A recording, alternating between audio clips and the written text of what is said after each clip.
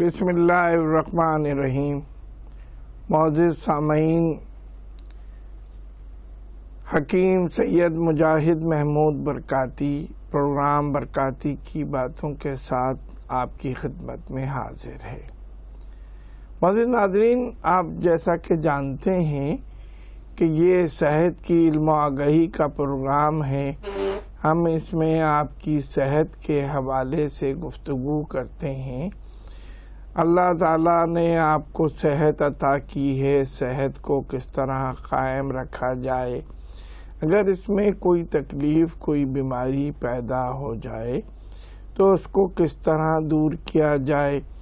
ہم روزمرہ کھانوں میں غذاؤں میں جو چیزیں استعمال کرتے ہیں وہ ہماری صحت کے لیے فائدہ مند ہیں یا نقصان دہ، کس چیز کو کس وقت اور کس موسم میں کتنا کھانا چاہیے، یہ بھی ہم اپنے اس پروگرام میں آپ کو بتاتے ہیں۔ معزز ناظرین، موسم سرما میں نرم گرم لحاف میں گھس کر خشک میوہ جات سے لطف اندوز ہونا ہر خاص و عام کا مشغلہ ہے۔ دفتر سے آتے جاتے منہ سے گرم گرم بھاپ اڑاتے، راہ چلتے ٹھیلے سے مونگ پھلی کھانا کسے پسند نہیں۔ یہ خشک میوہ نہ صرف جسم کو حرارت بخشتا ہے بلکہ اپنے اندر بہت سی غذائی فوائد بھی رکھتا ہے۔ چونکہ مغزیات گرم ہوتے ہیں اس لیے ان کو سردیوں کے موسم میں استعمال کیا جاتا ہے۔ گرم گرم مونگ پھلی سبھی شوق سے کھاتے ہیں۔ مونگ پھلی کئی طریقوں سے کھائی جاتی ہے۔ بھنی ہوئی مونگ پھلی چھیل کر دی جاتی ہے۔ چھیلی ہوئی مونگ پھلی پر نمک لگا کر بھون کر بھی کھایا جاتا ہے، اس طرح اس کا ذائقہ دوبالا ہو جاتا ہے۔ لیکن بلڈ پریشر کے مریض کو نمک لگی مونگ پھلی کھانا نقصان دہ بھی ہو سکتا ہے، اس لیے اس میں نمک کی مقدار زیادہ ہوتی ہے۔ بہتر ہے بلڈ پریشر کے مریض اپنے معالج کے مشورے سے نمک لگی مونگ پھلی استعمال کریں۔ اگر نمک لگی مونگ پھلی استعمال نہ کریں تو زیادہ بہتر ہے۔ ہارورڈ یونیورسٹی کے ایک حالیہ تحقیق کے مطابق اگر مونگ پھلی کو اپنی غذا میں شامل کر لیا جائے تو بیماریوں کے خلاف قوت مدافعت پیدا ہوتی ہے۔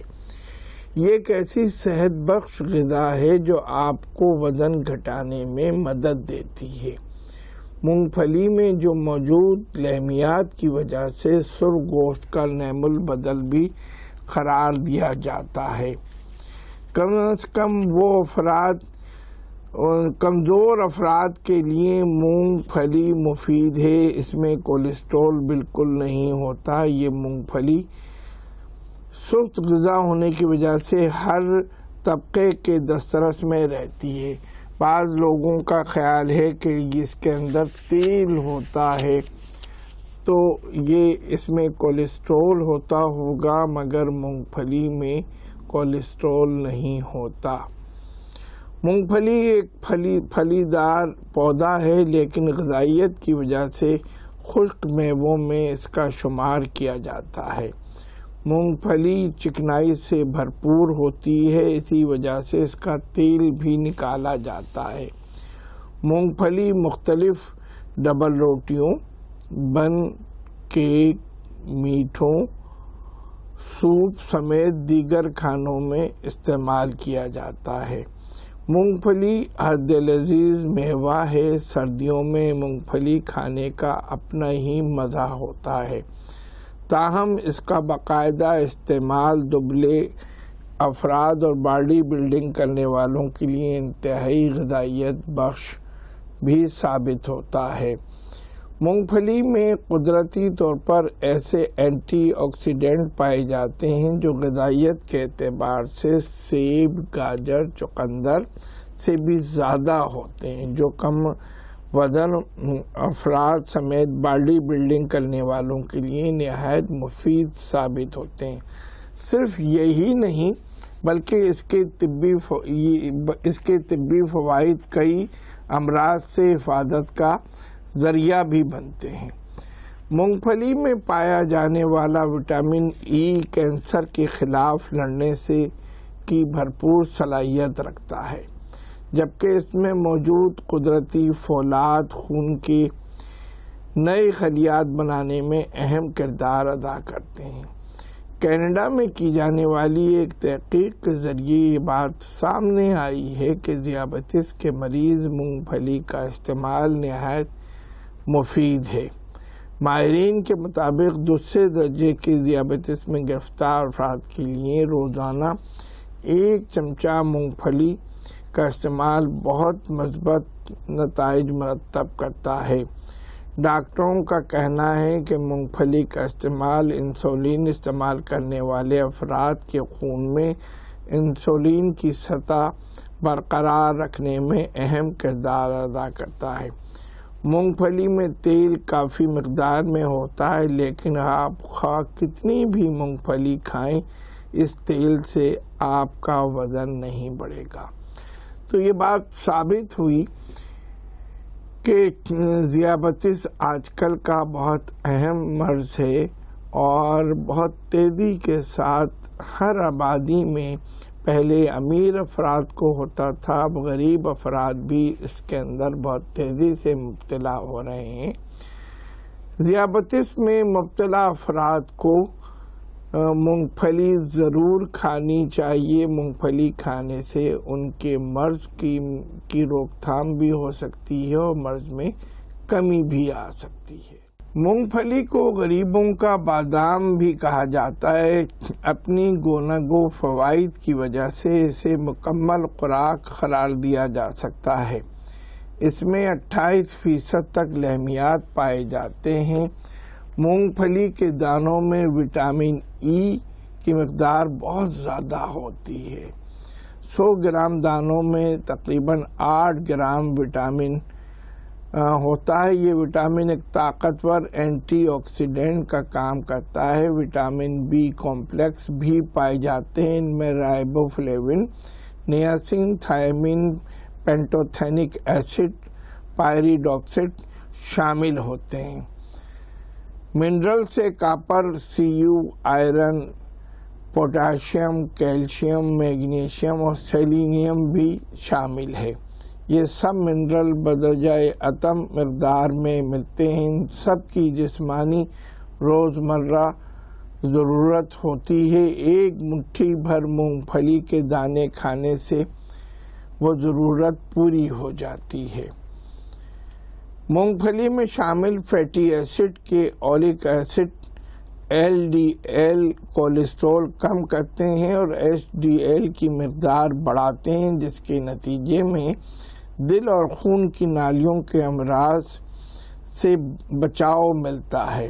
فالج ہونے کا خطرہ کم ہو جاتا ہے۔ اینٹی آکسیڈنٹ بھاری مقدار میں خاص طور پر پولی فینول قسم کے پیراکوسیرک ایسڈ کی ذاتی کی موجودگی کے باعث معدے سے اور کینسر سے پیدا کرنے والے مرکبات کی ساخت میں رکاوٹ پیدا ہوتی ہے، تو معدے کے کینسر کی روک تھام ہو جاتی ہے۔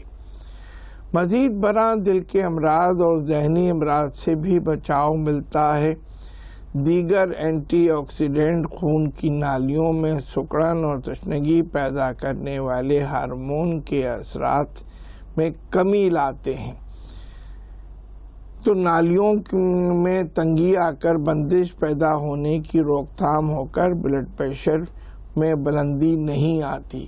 اگر مونگ پھلی کے دانوں کو ابال کر کھایا جائے تو اس میں پائے جانے والے اینٹی آکسیڈنٹ کی مقدار میں مزید اضافہ ہو جاتا ہے اور ان کے اثرات زیادہ ہو جاتے ہیں۔ مونگ پھلی میں اینتھوسائن قسم کا فینول کافی مقدار میں ہوتا ہے۔ اس سے دل کے امراض، کینسر کی بیماری اور بڑھاپے کے متعدد امراض سے بچاؤ ہو سکتا ہے۔ یہی مرکب سرخ انگوری شراب میں ملتا ہے، جس کی وجہ سے مغربی دنیا میں ریڈ وائن کو صحت بخش سمجھ کر پیا جاتا ہے۔ مونگ پھلی میں موجود بے شمار صحت بخش مرکبات حاصل کرنے کے لیے کھانا تندرستی برقرار رکھتا ہے اور عمدہ صحت کا ضامن ہوتا ہے۔ مونگ پھلی میں پائے جانے والے غیر تقسیدی اجزاء نہ صرف جلد کی خشکی کو دور کرتے ہیں بلکہ ہونٹوں کو گلابی کرنے میں اہم کردار ادا کرتے ہیں۔ اس کی وٹامن ڈی ہڈیاں اور مضبوط بنا کر ان بیماریوں سے دور رکھتا ہے۔ مونگ پھلی میں موجود وٹامن سی سرطان کے خلاف لڑنے کی بھرپور صلاحیت رکھتا ہے۔ قدرتی فولاد خون کی نئی خلیات بنانے میں اہم کردار ادا کرتا ہے۔ 100 گرام کچی مونگ پھلی میں 1 کلو دودھ کے برابر لحمیات ہوتے ہیں۔ اس میں حیاتین کی مقدار گوشت کے مقابلے میں 1/3 گنا زیادہ ہوتی ہے۔ آپ نے دیکھا مونگ پھلی کتنی کام کی چیز ہے، بظاہر جس کو ہم صرف شوق میں اور ایک شغل کے طور پر سردیوں میں استعمال کرتے ہیں، اس کے اندر کتنی زیادہ غذائیت ہے اور یہ کتنے اہم امراض کے خلاف استعمال ہوتی ہے۔ مونگ پھلی عمل انہضام کی صلاحیت بڑھانے میں کارگر ہے۔ یہ معدے اور پھیپھڑوں کو طاقت دیتی ہے۔ روزانہ تھوڑی مقدار میں مونگ پھلی کھانے سے نہ صرف دبلے پتلے لوگوں کا وزن بڑھنے لگتا ہے بلکہ یہ کثرت کرنے والے انتہائی غذائیت بخش ثابت ہوتی ہے۔ کینیڈا میں کی جانے والی ایک جدید تحقیق کہتی ہے کہ ذیابیطس کے مریضوں کے لیے مونگ پھلی کا استعمال نہایت مفید ہے۔ ماہرین کے مطابق ذیابیطس میں مبتلا افراد کے لیے روزانہ 1 چمچہ مونگ پھلی کا استعمال مثبت نتائج مرتب کرتا ہے۔ معالجین کا کہنا ہے کہ مونگ پھلی کا استعمال انسولین کے استعمال کرنے والے افراد کی خون میں انسولین کی سطح برقرار رکھنے میں اہم کردار ادا کرتا ہے۔ مونگ پھلی کو زیادہ پکایا نہ جائے، اس میں موجود کیمیاوی مادے ضائع ہو جاتے ہیں۔ مونگ پھلی تمام میوہ جات میں سب سے سستا میوہ ہے جسے ہر امیر اور غریب بآسانی خرید سکتا ہے۔ اگر طبعی لحاظ سے دیکھا جائے تو مونگ پھلی میں مندرجہ ذیل خصوصیات ہیں۔ مونگ پھلی مقوی اعصاب ہے، دبلے پتلے کمزور افراد کے لیے مفید ہے۔ ذیابیطس ٹائپ 2 میں مونگ پھلی کا استعمال فائدہ مند ہے۔ مونگ پھلی کے استعمال سے انسولین کی سطح برقرار رہتی ہے۔ مونگ پھلی میں موجود فولاد خون کے نئی خلیات بنانے میں مددگار ہے۔ باڈی بلڈر اس سے بھرپور فائدہ لے سکتے ہیں۔ خارش ہونے کی صورت میں مونگ پھلی کا استعمال نہ کیا جائے۔ کینسر میں محفوظ رکھنے میں ہماری مدد کرتی ہے۔ کچی مونگ پھلی کے بجائے ہمیشہ بھنی ہوئی مونگ پھلی کھائی جائے۔ مٹھی بھر مونگ پھلی کافی ہوتی ہے، لیکن اگر زیادہ بھی کھا لیتے ہیں تو آپ کا وزن نہیں بڑھے گا۔ مونگ پھلی میں موجود وٹامن ہڈیوں دانتوں کو مضبوط کرنے میں مونگ پھلی معدے اور پھیپھڑوں کے لیے فائدہ مند ہے۔ دونوں اعضاء کے لیے طاقتور کا ایک ذریعہ ہے۔ اگر آپ کے بال گر رہے ہیں تو مونگ پھلی کا استعمال ضرور کریں۔ الرجی ہونے کا خطرہ بھی اس سے ہوتا ہے۔ مونگ پھلی کا اثر زیتون کے تیل جیسا ہے۔ زیتون کا تیل بہت مہنگا ملتا ہے، اس لیے اس کی جگہ مونگ پھلی کا تیل کام میں لا سکتے ہیں۔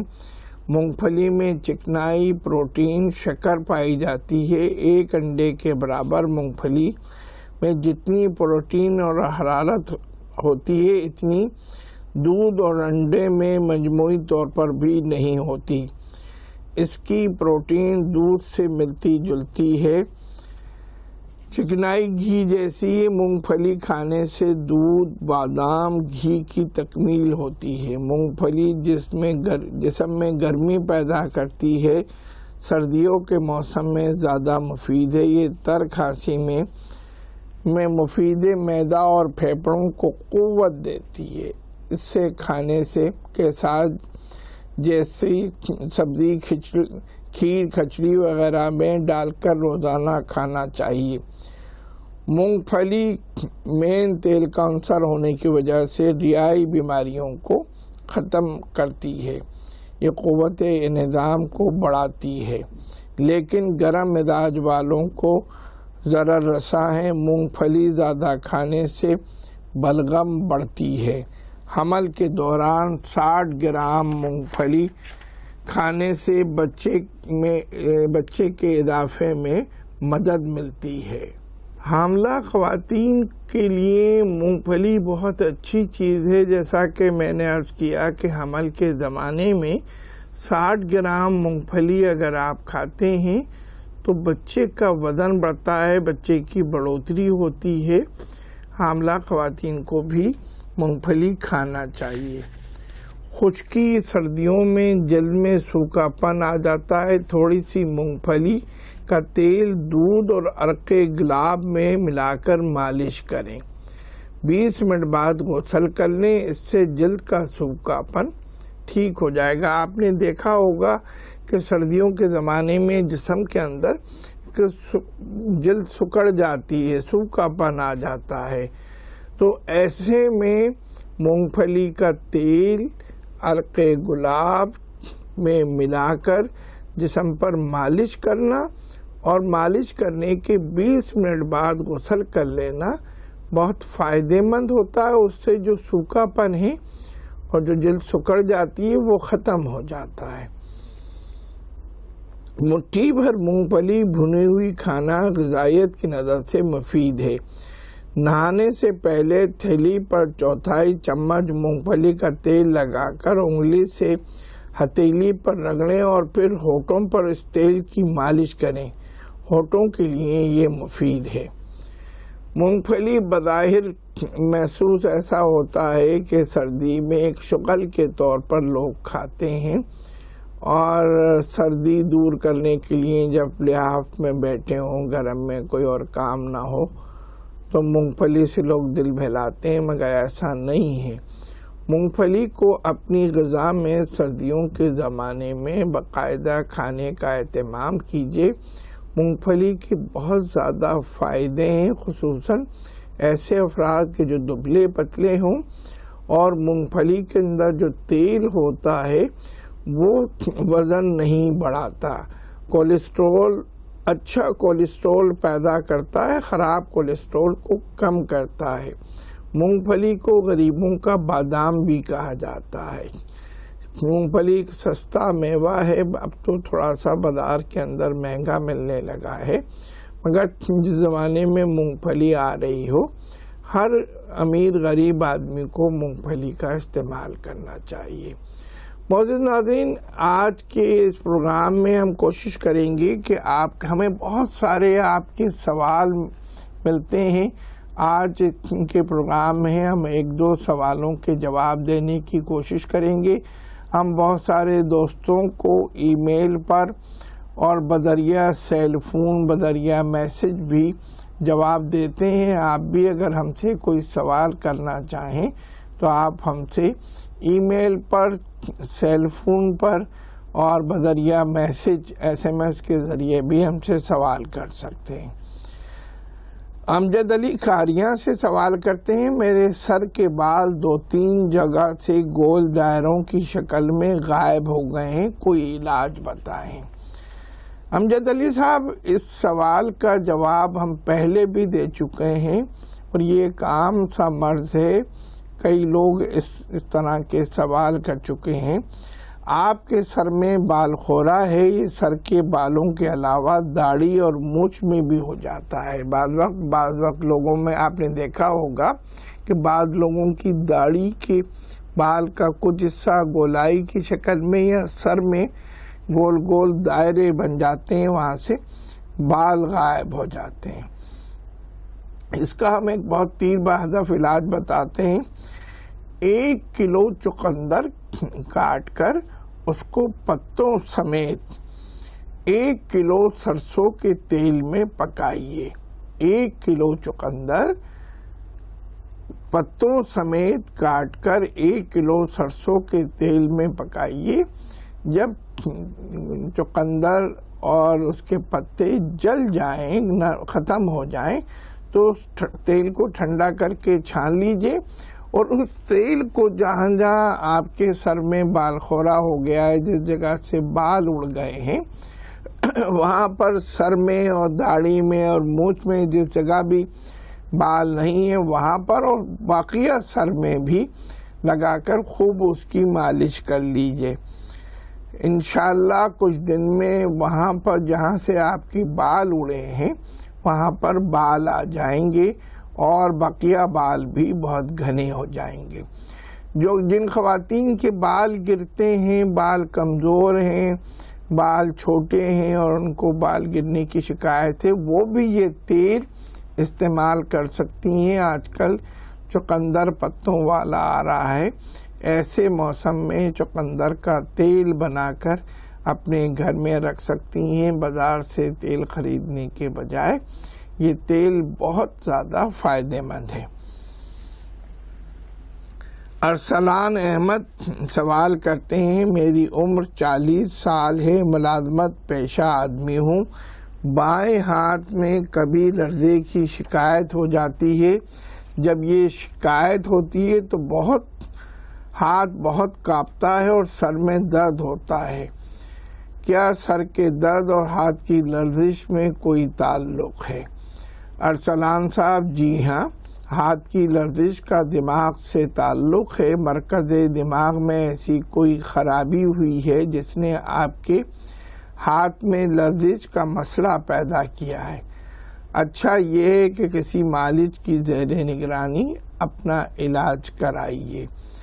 جب تک آپ کسی مالج سے رجوع کریں، صبح خمیرہ عنبری جدوار عود سلیب والا کسی اچھے دواخانے سے، معیاری دواخانے سے خرید کر صبح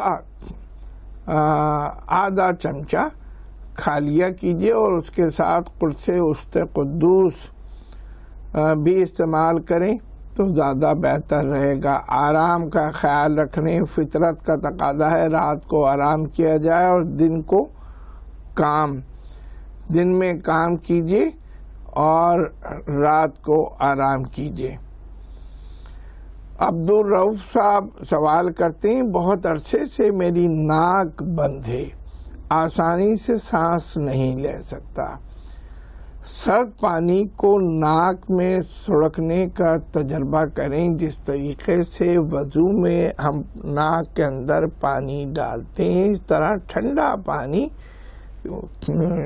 چلو سے، ہتھیلی سے ناک کے اندر سڑکنے کی کوشش کریں. یہ جو ناک میں رکاوٹ ہو گئی ہے اس کو ختم کر دے گا اور بلغم کا اخراج ہو جائے گا. پانی ناک میں اوپر تک چڑھائیں تاکہ ناک کے پیچھے کی جو جوف ہے اس تک یہ عمل ہو اور اعصاب کے آخری سروں تک تحریک ہو. دماغ قوی ہوگا اور یہ عمل دن میں کئی مرتبہ جاری رکھیں. اس کے ساتھ اگر خمیرہ گاؤ زبان سادہ کا استعمال بھی رکھیں تو زیادہ اچھا ہوگا.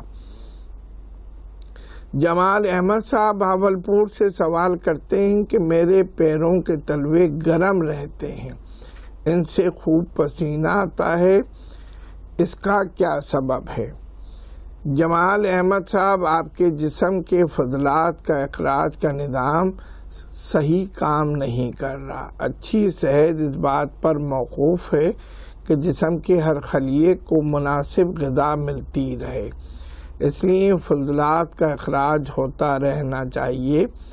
اگر دھوئیں کے نکلنے کی نالیاں کوڑے کرکٹ سے اڑ جائیں اور بھٹی صحیح طریقے سے اپنا کام انجام نہیں دے گی.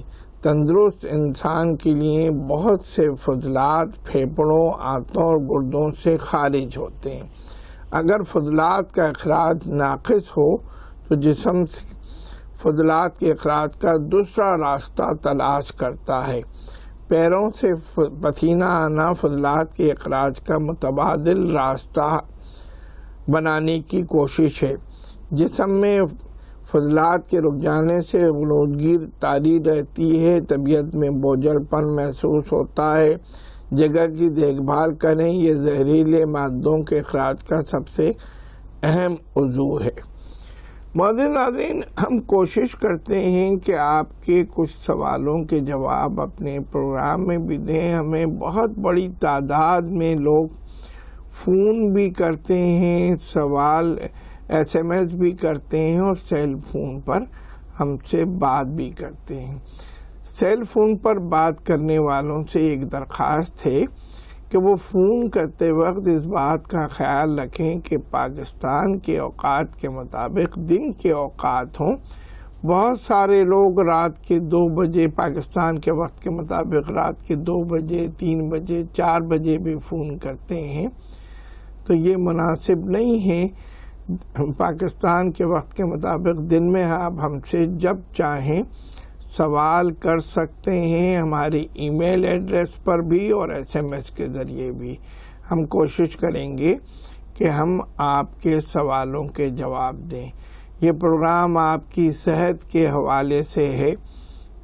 راہ ٹی وی نے راہ ٹی وی کی خواہش ہے کہ ہر مسلمان، ہر انسان صحت مند رہے اور اللہ تعالیٰ نے اس کو جو صحت عطا کی ہے وہ صحت قائم رہے۔ انشاءاللہ آئندہ ہفتے کسی اور موضوع کے ساتھ آپ کی خدمت میں حاضر ہوں گے۔ آج کے پروگرام سے حکیم مجاہد محمود برکاتی کو اجازت دیجیے۔ آئندہ ہفتے آپ سے پھر ملاقات ہوگی۔ اللہ حافظ۔